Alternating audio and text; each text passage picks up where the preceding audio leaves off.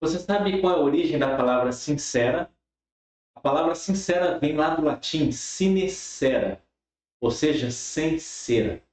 Era muito comum artistas, sejam artistas de mármore, madeira, cerâmica, artistas usar cera de abelha para corrigir algumas imperfeições das suas esculturas.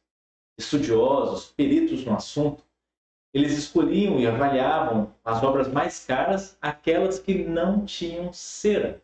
Essa maquiagem que impedia de ver algum detalhe que não tinha sido muito bem feito. Daí vem a origem da palavra sincera.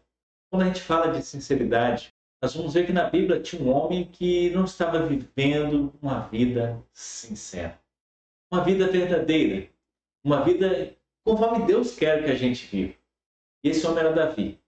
Você deve conhecer a história de Davi. A Bíblia diz que vivia segundo o coração de Deus, até certo ponto. Até quando ele tinha cometido um pecado muito grave aos olhos do Senhor. Ele cometeu o adultério e o homicídio. Ele recusou-se um bom tempo a confessar os seus pecados a Deus. Mas eu gostaria de chamar a atenção de que enquanto ele não confessava o seu pecado a Deus, ele vivia uma vida infeliz. O seu corpo sofria, o seu corpo padecia, seus ossos estavam até mesmo fraquejando. Tamanha era a dificuldade que o atormentava por causa da sua consciência que não estava tranquila e em paz. Davi relata o seu drama no Salmo 32, 3 e 4, que diz: enquanto calei os meus pecados, envelheceram os meus ossos pelos meus constantes gemidos todo dia.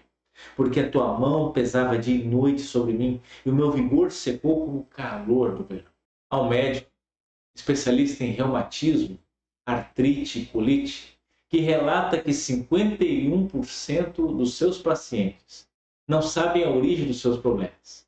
E ele detecta que 51% tem sua origem em problemas de remorso, de consciência, de feridas mal resolvidas.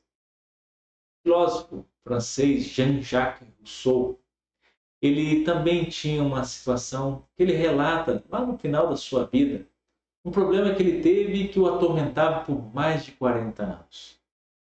Ele relata nas suas crônicas que certa vez, ao morar numa casa junto com uma senhora, ele então tinha roubado um objeto de valor daquela senhora. Passou algum tempo, aquela senhora então percebeu que aquele objeto não estava mais ali. E então, para se livrar, Jean-Jacques Rousseau botou a culpa naquela empregada que aquela senhora tinha.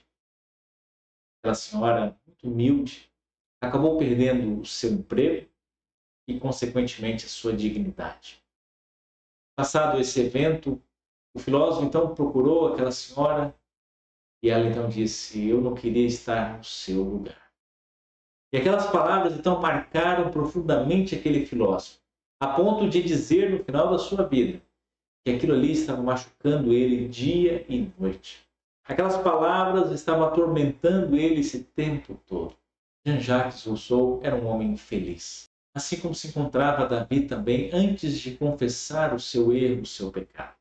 Essa situação é muito comum em nossos dias. Talvez você deve estar passando por um momento assim. Algo que está incomodando sua consciência, que o atormenta, que a atormenta durante muitos e longos anos. Que tal viver uma vida feliz? Eu tenho uma proposta para você. A palavra de Deus diz que aquele que entrega o seu coração para o Senhor, Deus ele apaga os pecados. Deus ele encobre os pecados. E quando Deus fala de encobrir pecado, é literalmente apagar, é esquecer, é não ficar apontando mais o erro. Ao contrário de nós, quando muitas vezes queremos encobrir os nossos erros, certamente ele é encoberto por causa da nossa pecaminosidade. Isso é imperfeito. Isso traz então consequências. Você está sentindo o peso da mão de Deus? Será que tem alguma coisa que está atrapalhando o seu relacionamento com Deus e com o seu próximo, com algum ente querido? Você acha que pode ocultar alguma coisa de Deus? Vou contar para vocês uma história de um homem que estava no alto da sua sacada, Com seu binóculo, ele estava de folga, e ele tinha o costume, então, de pegar o seu binóculo e apreciar a sua plantação de milho. Num dado momento, ele percebeu que estava tendo uma movimentação estranha. Ele percebeu, então, que a sua vizinha, que era membro da sua congregação, estava carregando milho do vizinho para o sítio dela. No dia seguinte, aquele homem, então, encontrou a sua irmã na fé lá na cidade.